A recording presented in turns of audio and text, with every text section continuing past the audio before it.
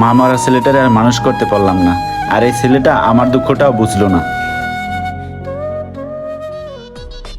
বাপে টাকা দিব না, পোলার সকাল পূরণ করবো না। যাবে একটা লোক আইতাছে, তার অ্যাক্টিংটা শুরু করে দে। আরে ভাই আমার শখের বাইকের আমার হাতছাড়া হয়ে যাবো গা ভাই, আমার ভাই হাসপাতালে ভাই। কি রে, লোকটা ওইখানে এইভাবে করে কান্তাছে গে, বুঝতেছি না কিছু। যাই তো সামনে। ভাই আমার শখ দরকার নাই, আমার মায়েরে বাঁচাইতে হবে ভাই। ভাই লোকটা কান্তাছে কি লেগা ভাই? ভাই ওই কান্তাছে, ওর আম্মা তো হাসপাতাল ভর্তি, গাড়িটা কম দামে বেচে ফেলে, একটা কাস্টমার খুঁজতেছে ভাই। ওর আম্মু অসুস্থ, তো ইমার্জেন্সি টাকা দরকার। ওর মা অসুস্থ দেখা বাইক বিক্রি করে ফেলাইবো। কত টাকা বিক্রি করবেন ভাই? বেশি না ভাই, 1 লাখ টাকা।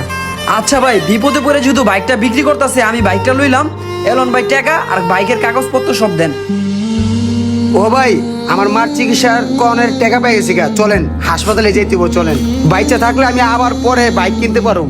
যাক, অবশেষে বাইক কিনা ফেলাইছি। এদিক দিয়ে আমার স্বপ্ন পূরণ হয়েছে, আর ওই দিক দিয়াও ওনারও উপকার হইলো। ভাই দেখছেন তো ভাই আমার মার এবারে রাখ, আর তো অভিনয় করস কে? বাইক তো বেচেই দিলাম, চুরির বাইক বেচে দিছি, তাড়াতাড়ি এলাকা ছাড়।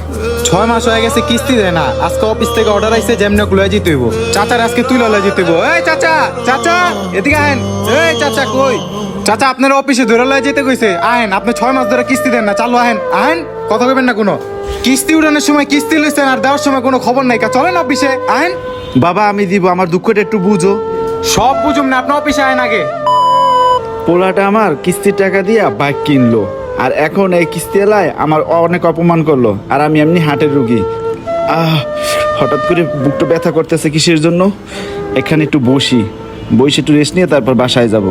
প্রচুর ব্যথা উঠছে, কি করবো? ব্যথা প্রচুর, কেউ কোনো লোকও নাই যে ডাক দেবো।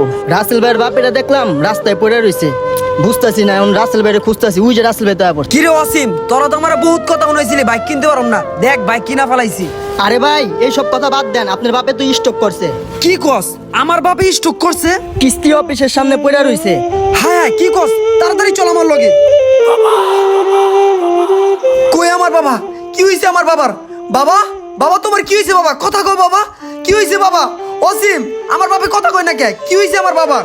কিস্তির টাকা সঠিক টাইমে দিতে পারে নাই দেখা কিস্তির অফিসার অফিসে নিয়ে যায় মারধর করছে। এই অপমান সহ্য করতে না পেরে আপনার বাপে স্টক করছে। আমার বাবা আমার জন্য অপমান হইছে বাবা।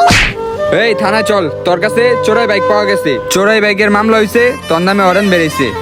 স্যার, আমি আমার বাবার কিস্তির টাকা দা বাইক কিনছি, আমি কোনো চোর না স্যার, আপনি বিশ্বাস করেন।